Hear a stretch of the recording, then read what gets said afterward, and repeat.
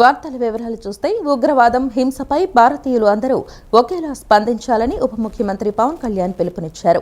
మత ప్రాతిపదికన 26 మందిని చంపిన పాక్కు అనుకూలంగా మాట్లాడటం సరికాదని హితవు పలికారు. మంగళగిరి జనసేన కేంద్ర కార్యాలయం వద్ద ఉప ముఖ్యమంత్రి జనసేన అధినేత పవన్ కళ్యాణ్ కశ్మీర్ పహల్గాం అమరవీరులకు నివాళులు అర్పించారు. అనంతరం పవన్ కళ్యాణ్ మాట్లాడుతూ దేశంలో సహనం ఎక్కువైందని, అతి సహనం కూడా మంచిది కాదు అని హితవు పలికారు. మత ప్రాతిపదికన ఉగ్రవాదులు చంపడాన్ని మేము సహించమని పవన్ స్పష్టం చేశారు.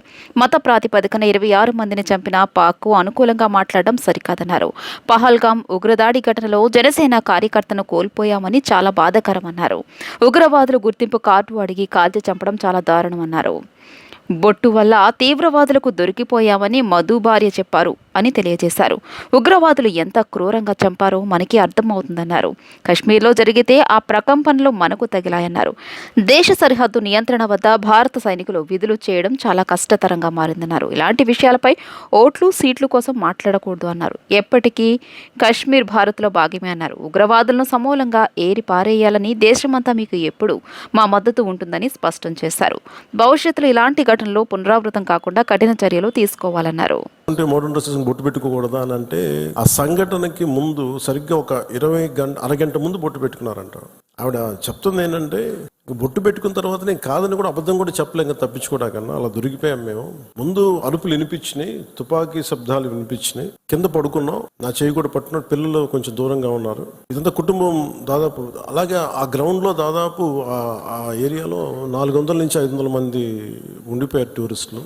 మసూదన్ గారు ఆయన సతీమణి చేయనే పట్టుకొని, ఏమవుతుంది మనకేమవుతూ, నువ్వు చూడకంటే ఆ బూట్ల చప్పుళ్ళు చాలా తాయితీగా వచ్చి, అంటే ఎందుకు మాట్లాడుతున్నానంటే ఎంత కోల్డ్ బ్లడెడ్తో చంపారంటే మనం ఊహించుకోలేం.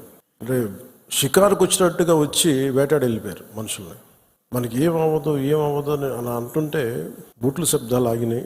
ఆవిడకి తెలిసిందల్లా తుపాకీ శబ్దాలు వినిపించినాయి. కళ్ళు తెరిచి చూస్తే మొత్తం ముఖం మీద మొత్తం రక్తం ఉండిపోయింది, భర్త తాలూకు రక్తం. ఎంత క్రూరంగా చంపారంటే, నేను వైజాగ్ కూడా వెళ్ళాను చంద్రమౌళి గారి ఇంటికి. ఎక్కడ తల ఉండాల్సిన చోట తల లేదు. 35 బుల్లెట్లు 40 బుల్లెట్లు దింపారు తలలో, ర్యాపిడ్ ఫైర్ తోటి, ఆటోమేటిక్ గన్స్ తోటి. అంత దారుణంగా క్రూరంగా చంపేశారు. యుద్ధం ఎప్పుడు ఇంకొక ఆయుధం పట్టుకున్నవాడితో చేస్తాం కానీ నిరాయుధులైన ఎంత నమ్మకం లేకపోతే కశ్మీర్కి వెళ్తారు. 22-23లో దాదాపు 2 కోట్ల మంది వెళ్ళొచ్చారు.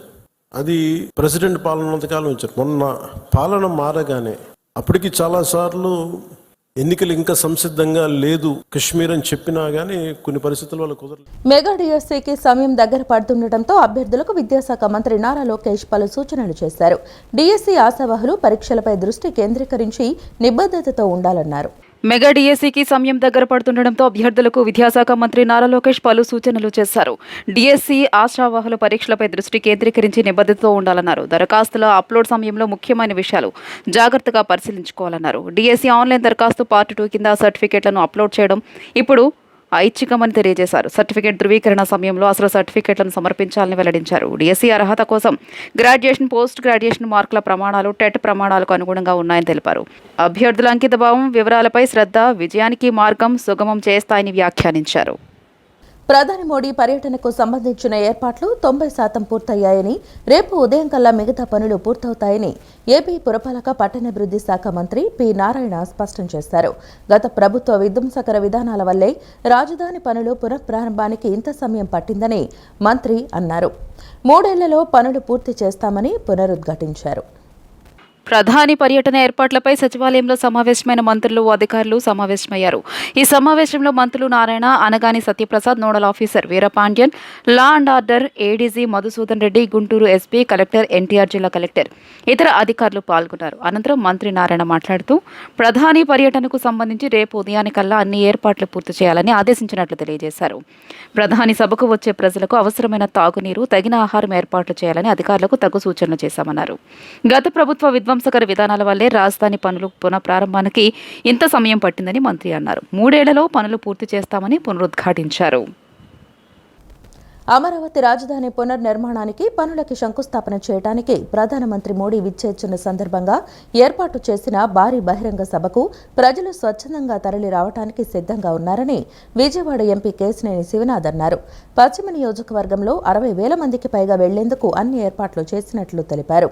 అమరావతి రాజధాని నిర్మాణం త్వరగా పూర్తి కావాలన్న తమ ఆకాంక్షను తెలియచేయడానికి ప్రజలందరూ భారీగా హాజరయ్యేందుకు సిద్ధమయ్యారని తెలిపారు. తెలుగుదేశం పార్టీ పశ్చిమ నియోజకవర్గ విస్తృత స్థాయి సమావేశం భవానీపురంలోని సంస్కృతి ఫంక్షన్ హాల్లో నిన్న జరిగింది. ఈ సభకు జిల్లా పార్టీ అధ్యక్షుడు నెట్టెం రఘురాం సభాధ్యక్షత వహించారు. ముందుగా తెలుగుదేశం పార్టీ వ్యవస్థాపక అధ్యక్షుడు ఎన్టీఆర్ విగ్రహానికి పూలమాలలు వేసి నివాళులు అర్పించారు. అనంతరం పశ్చిమ నియోజకవర్గ అబ్జర్వర్ చిట్టాబోతిని శ్రీనివాసరావు అమరావతి రాజధాని పునర్నిర్మాణ పనుల శంకుస్థాపనకి రానున్న ప్రధానమంత్రి మోదీకి భారీ స్వాగతం, అమరావతిలో ఏర్పాటు చేసిన భారీ బహిరంగ సభను విజయవంతం చేయాలని తీర్మానం ప్రవేశపెట్టగా సభ ఆమోదం తెలిపింది. అనంతరం ఎంపీ కేశినేని శివనాథ్ మాట్లాడుతూ ప్రధాని మోదీ రాష్ట్రానికి అందిస్తున్న సహకారానికి కృతజ్ఞతలు తెలిపేందుకు ప్రజలు స్వచ్ఛందంగా తరలి రానున్నారని, అందుకోసం పశ్చిమ నియోజకవర్గంలో 60,000 మందికి పైగా వెళ్లేందుకు అన్ని ఏర్పాట్లు చేస్తున్నట్లు తెలియజేశారు. అటు కేంద్రంలో ఇటు రాష్ట్రంలో ఎన్డీఏ కూటమి డబుల్ ఇంజిన్ సర్కార్గా అధికారంలో వచ్చిన తర్వాత ప్రధానమంత్రి రాష్ట్రాన్ని పునర్నిర్మించేందుకు ఎన్నో రకాలుగా సహకారం అందిస్తున్నారని తెలియజేశారు. గత 5 ఏళ్లలో రాజధాని లేక రాష్ట్ర ప్రజలు ఎన్ని ఇబ్బందులు పడ్డారో, రాష్ట్రం ఏ విధంగా నష్టపోయిందో ప్రధానమంత్రి మోదీకి తెలుసన్నారు. అందుకే అమరావతి రాజధాని నిర్మాణం కోసం 15,000 కోట్ల రూపాయలు గ్రాంట్గా ఇప్పించాడన్నారు. రాష్ట్రంలో మళ్ళీ అమరావతి రావాలి, రాజధాని రావాలని రాష్ట్ర ప్రజలందరూ కోరుకుంటంతో వారు వస్తున్నారు. వారు వచ్చేటప్పటికి అమరావతి రాజధానిలో 1,00,000 కోట్లు పనులు ప్రారంభించడానికి వస్తున్నారు. ఈ 1,00,000 కోట్ల పనులు ప్రారంభిస్తా కేంద్ర రాష్ట్ర ప్రభుత్వాల్లో అమరావతి ముందుకు వెళ్ళి మరిన్ని ఎన్నో అభివృద్ధి కార్యక్రమాలు ఈ రాష్ట్రంలో జరగాలి. అమరావతి లాంటి అభివృద్ధి కార్యక్రమాలు అన్నిటికన్నా ముఖ్యంగా రేపు రాబోయే గోదావరి బనకచెర్ల ప్రాజెక్టుకి కేంద్ర సహాయం కావాలి. కాబట్టి మేమందరం కూడా కలిసికట్టుగా ఉండి అత్యధికంగా విజయవాడ పశ్చిమ నియోజకవర్గం నుంచి 20,000 మందికి పైగా అక్కడికి సభకి వెళ్ళే విధంగా ఏర్పాట్లు చేయటం జరుగుతుంది. ఇవాళ ప్రధాని మంత్రి గారికి గౌరవంగా మనకు వచ్చే అతిథిని గౌరవంగా అత్యంత గొప్పగా లాస్ట్ టైం కూడా ప్రధానమంత్రి గారి రోడ్ షో విజయవాడలో జరిగింది. ఆయన ఒకటే ట్వీట్ చేశారు, దేశంలో ఇటువంటి రోడ్ షో ఎక్కడా జరగలేదని ఆ రోజు వారు ట్వీట్ చేయడం జరిగింది. రేపు సభలో కూడా ఇటువంటి గొప్ప సభ నేను ఎక్కడా చూడలేదు. ఆంధ్రుల యొక్క కృతజ్ఞతగా మరిన్ని అభివృద్ధి పనులు మనకి ఇవ్వాలని కోరే విధంగా ఇక్కడి నుంచి పశ్చిమ నియోజకవర్గం అందరం వెళ్ళి ఆయన సభని దిగ్విజయం చేద్దామని అందరినీ కోరుకుంటున్నాను. Thank you. రిటైర్డ్ ఐపీఎస్ అధికారి ఏబీ వెంకటేశ్వరరావుకు హైకోర్టులో ఊరట లభించింది. వైసీపీ ప్రభుత్వ హయాంలో భద్రతా పరికరాల కొనుగోలులో టెండర్లో అక్రమాలు చోటు చేసుకున్నాయనే ఆరోపణలో నమోదు చేసిన కేసులో హైకోర్టు తీర్పు వెల్లడించేంత వరకు విజయవాడ ఏసీబీ కోర్టులో విచారణపై స్టే ఇచ్చింది.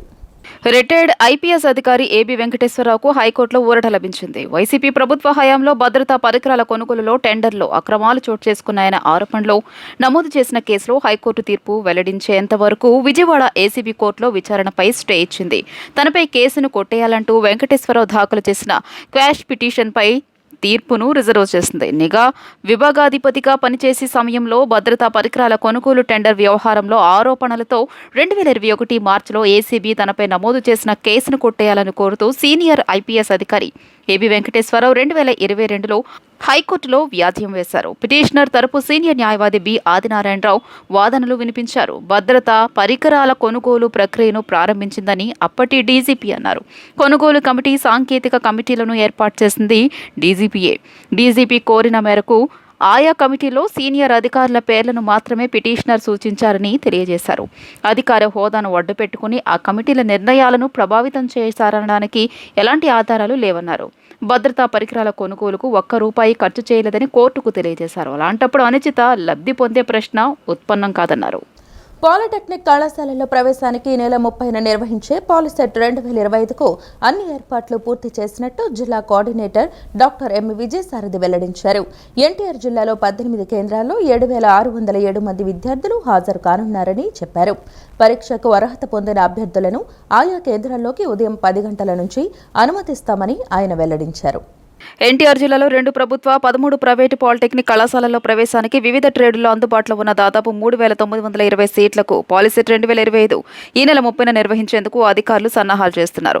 జిల్లా వ్యాప్తంగా మొత్తం 18 సెంటర్లలో ప్రవేశ పరీక్షకు ఏర్పాట్లు చేశామని విజయవాడ ప్రభుత్వ పాలిటెక్నిక్ కళాశాల ప్రిన్సిపల్, జిల్లా సమన్వయకర్త ఎం. విజయసారథి తెలియజేశారు. విజయవాడలోని 10 కేంద్రాల్లో 4,978 మంది, తిరువూరులోని 3 కేంద్రాల్లో 1,173 మంది, నందిగామలోని 5 కేంద్రాల్లో 1,456 మంది పరీక్ష రాయనున్నారు.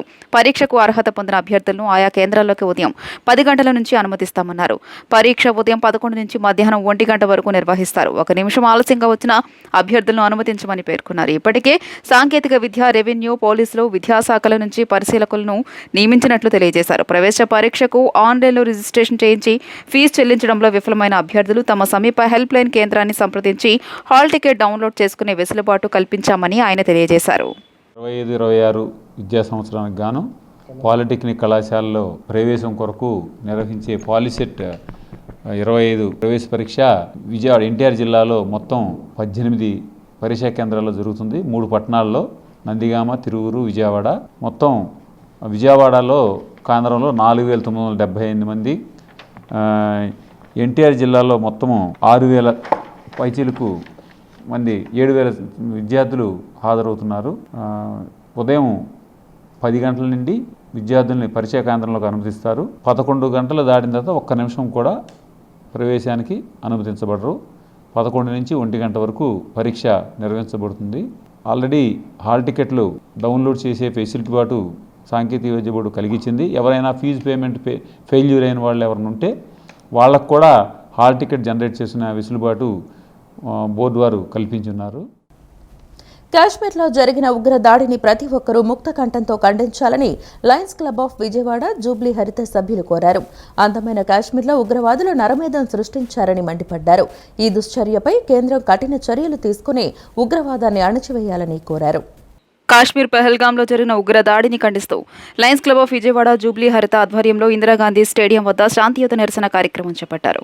ఈ సందర్భంగా లయన్స్ క్లబ్ ప్రతినిధులు మాట్లాడుతూ కాశ్మీర్లో జరిగిన ఉగ్రదాడి హేయమైన చర్య అని, ఉగ్రదాడిలో అమాయక ప్రజలు మృతి చెందారని ఆవేదన వ్యక్తం చేశారు. ఇది ముమ్మాటికి పాకిస్తాన్ పిరికిపంత చర్య అని వ్యాఖ్యానించారు. దుశ్చర్యకు పాల్పడిన వారిని కేంద్రం కఠినంగా శిక్షించాలని కోరారు. భారతీయ ప్రజల ఐక్యతను దెబ్బతీసేందుకు చేసిన ఇలాంటి దాడులను ప్రతి ఒక్కరూ ఖండించాల్సిన అవసరం ఉందన్నారు. ఉగ్రవాదులను వారిని ప్రోత్సహిస్తున్న వారిపై కేంద్ర ప్రభుత్వం ఉక్కుపాదం మోపి భవిష్యత్తులో ఇలాంటి సంఘటనలకు పాల్పడకుండా కఠినంగా వ్యవహరించాలన్నారు. బాధపడుతుంటే ఒక భారతీయుడిగా మన దేశంలో శాంతి కోసం ప్రతి ఒక్కళ్ళు పరితపించే పవిత్ర భూమిలో ఇలాంటి హింస, ఉగ్రవాదం, పిరికిబంద చర్యలు కాక మరేమి కాదు. 2008లో చూసాం, ముంబైలో అతి దారుణంగా దాడి జరిగింది. అలాగే మన ఉమ్మడి రాష్ట్రంలో గోకుల్ చాట్ కానీ, అక్కడ హైదరాబాద్లో జరిగిన సంఘటనలు మనందరికీ తెలుసు. ఒక్క చోట కాదు, ప్రతి చోట కూడా భారతదేశంలో ఎంతోమంది రక్త తర్పణాలు చేశారు మీకోసం. మీరు సాధించేది ఏమి లేదు. తుపాకీ గొట్టం నుంచి కేవలం పొగ మాత్రమే వస్తుంది తప్ప ఏమి రాదు. మీరు కోరుకున్నది ఏమి రాదు. భయభ్రాంతులను చేస్తున్నారు, హింసను ప్రేరేపిస్తున్నారు. పలు ఉగ్రవాద సంస్థలు అదొక షెల్టర్ ప్లేస్గా ఆ కాశ్మీర్ లోయలో చేరి భారతీయులను గురిపెడుతున్నారు.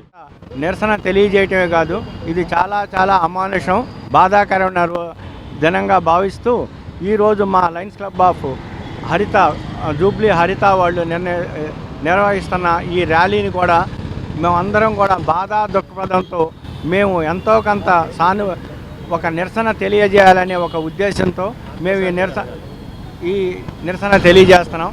అలాగే చాలామంది ప్రాణాలు కోల్పోవటం అంటే చాలా దారుణంగా, అమానుషంగా వాళ్ళు మరణించడం జరిగింది. వాళ్ళందరికీ కూడా మా లయన్స్ క్లబ్ 316D జిల్లా 316D తరఫున మేమందరం కూడా నివాళులు అర్పించ. ఈ మధ్య జరిగిన పహల్గాంలో ఉగ్రవాద దాడిని నిరసిస్తూ లయన్స్ అంతర్జాతీయ సంస్థ తరఫున ఈరోజు Lions club of Vijayawada jubilee హరిత ప్రత్యేకంగా ఈ దాడిని నిరసిస్తూ అందరూ కూడా మరి ఎంతోమంది పౌరులు చనిపోవడం కూడా దాన్ని ఖండిస్తూ ప్రత్యేకంగా ప్రతి ఒక్కరూ కూడా ఉగ్రవాదాన్ని నిర్మూలించాలి. మరి అంతిమంగా మనందరం కూడా జాతీయతా భావాన్ని ప్రకటించాలి అనే ఉద్దేశంతో లయన్స్ జూబ్లీ హరిత ప్రత్యేకంగా ఈరోజు చేస్తున్నందుకు వారిని అభినందిస్తూ అందరూ కూడా ఇదే దాడిని ఖండించాలని ప్రత్యేకంగా కోరుకుంటున్నాం. ఇంద్రకీలాద్రిపై కొలువైన శ్రీ దుర్గా మల్లేశ్వర స్వామివార్ల దేవస్థానం నందు రేపు అక్షయ తృతీయను ఘనంగా నిర్వహిస్తున్నట్లు ఈవో రామచంద్రమోహన్ తెలిపారు. అక్షయ తృతీయను పురస్కరించుకుని జగన్మాత శ్రీ కనకదుర్గమ్మ వారి సన్నిధిలో రేపు ఉదయం 9 గంటలకు యాగశాల నందు వైదిక కమిటీ ఆధ్వర్యంలో వేద పండితులు మంత్రఘోష నడుమ శ్రీ మహాలక్ష్మి యాగాన్ని శాస్త్రోక్తంగా నిర్వహిస్తున్నట్లు తెలిపారు. సకల జన సంక్షేమార్థం ప్రతి ఏటా మహాలక్ష్మి యాగాన్ని వైభవపేతంగా నిర్వహిస్తున్నట్లు పేర్కొన్నారు. మహిళలు భక్తులు పెద్ద సంఖ్యలో తరలివచ్చి అమ్మవారిని దర్శించుకొని ఆశీస్సులు పొందాలని కోరారు. మే 20న దేశవ్యాప్తంగా సార్వత్రిక సమ్మెను జయప్రదం చేయాలని భారత విప్లవ కమ్యూనిస్టు పార్టీ ఆర్సీపీఐ ప్రజలు, కార్మికులు, రైతులకు విజ్ఞప్తి చేస్తోందని రాష్ట్ర కార్యదర్శి కె సతీష్ తెలిపారు. గాంధీనగర్లోని ప్రెస్ క్లబ్లో భారత విప్లవ కమ్యూనిస్టు పార్టీ ఆర్సీపీఐ రాష్ట్ర కార్యదర్శి కె సతీష్ విలేకరుల సమావేశం నిర్వహించారు. సమావేశంలో ఆయన మాట్లాడుతూ ఎన్డీఏ కూటమి ప్రభుత్వాలు దేశవ్యాప్తంగా ఫాసిస్టు పెట్టుబడిదారీ విధానాలను తీసుకువెళ్లడంలో చూపిస్తున్న చొరవ సాధారణ మధ్యతరగతి ప్రజలు పడుతున్న ఇబ్బందులపై చూపడం లేదన్నారు. దేశంలో రాష్ట్రంలో ప్రజల కొనుగోలు శక్తి దిగజారిపోయే పరిస్థితిలో పాలన సాగుతోందన్నారు. రాష్ట్రంలో చంద్రబాబు నేతృత్వంలోని కూటమి ప్రభుత్వం ఎన్నికల హామీలను అమలు చేయడంలో పూర్తిగా విఫలమైందని తెలిపారు. ప్రత్యేక హోదాతోనే రాష్ట్రానికి కొంతమేర ఉపశమనం కలుగుతుందనే డిమాండ్ను ప్రతిపక్షంలో ఉన్నప్పుడు డిమాండ్ చేసి ఇప్పుడు అధికారంలో ఉండి కూడా కేంద్రాన్ని డిమాండ్ చేసి సాధించుకోవడంలో విఫలమయ్యారని అన్నారు. ప్రశ్నించడానికే పార్టీ పెట్టానన్న పవన్ కళ్యాణ్ ప్రశ్నించడం వదిలేసి బీజేపీకి కొమ్ము కాస్తున్నారని మండిపడ్డారు. ఈ ఎన్నికల హామీలను నెరవేర్చడంలో పూర్తిగా విఫలం కావడంతో పాటు ఈ రాష్ట్రానికి ప్రత్యేక హోదాతోనే మనకి ఈ రాష్ట్రానికి కొంతమేరకు ఉపశమనం కలుగుతుంది అనే డిమాండ్ను ఆయన ఏదైతే ప్రతిపక్షంలో ఉన్నప్పుడు ఆ డిమాండ్ ముందుకు తీసుకొచ్చారో ఈరోజు ఎన్డీఏ కూటమిలో ఉంటూ కూడా ప్రత్యేక హోదాకు ఒక అవకాశం వచ్చినటువంటి సందర్భంలో ఈరోజు కేంద్ర ప్రభుత్వాన్ని నిలదీయడంలో రాష్ట్రానికి ప్రత్యేక హోదా తేవడంలో ఈరోజు చంద్రబాబు నాయుడు ఎట్టి పరిస్థితుల్లో కూడా చొరవ చూపించేటువంటి ప్రయత్నం చేయడం లేదు. అట్లాగే ప్రశ్నించడానికే పార్టీ పెట్టానన్న పవన్ కళ్యాణ్ గారు ఈరోజు ఎవరిని కూడా ప్రశ్నించకుండా ఈరోజు కేవలం బీజేపీకి కొమ్ము కాసేటువంటి పరిస్థితిలో ఈరోజు ఆయన పరిపాలన కొనసాగుతూ ఉంది. ఆయన ఒకటే చెప్పాడు పవన్ కళ్యాణ్ గారు, ఆనాడు విజయవాడలో వరదలు వచ్చి ముంపుకు గురవుతే ఆనాడు తీవ్రంగా రైతాంగం నష్టపోయేటువంటి పరిస్థితిలో రైతులందరూ కూడా నష్టపరిహారం ఇవ్వాలని చెప్పేసి పెద్ద ఎత్తున డిమాండ్ చేస్తున్న సందర్భంలో ఈ విషయాన్ని పక్కదోవ పట్టించడానికి తిరుమల లడ్డూని ఈరోజు ఆనాడు ప్రజల దృష్టిని మీడియా దృష్టిని అంతా కూడా మరల్చి ఈరోజు రాష్ట్ర ప్రజానీకానికి ద్రోహం చేసేటువంటి పరిస్థితి ఈరోజు పవన్ కళ్యాణ్ తీసుకొచ్చేటువంటి పరిస్థితిలో. తాడేపల్లి వైఎస్ఆర్సీపీ కేంద్ర కార్యాలయంలో జిల్లా అధ్యక్షులతో ఆ పార్టీ అధినేత వైఎస్ జగన్మోహన్ రెడ్డి భేటీ అయ్యారు. తాజా రాజకీయ పరిణామాలు, పార్టీ భవిష్యత్తు కార్యక్రమాలు సహా పలు కీలక అంశాలపై జగన్మోహన్ రెడ్డి పార్టీ నేతలు చర్చించారు. ఈ కార్యక్రమానికి సీనియర్ నేతలు బొత్స సత్యనారాయణ, పెద్దిరెడ్డి రామచంద్రారెడ్డి, పలువురు కీలక నేతలు హాజరయ్యారు. వార్తలు ఇంతటితో సమాప్తం. నమస్కారం.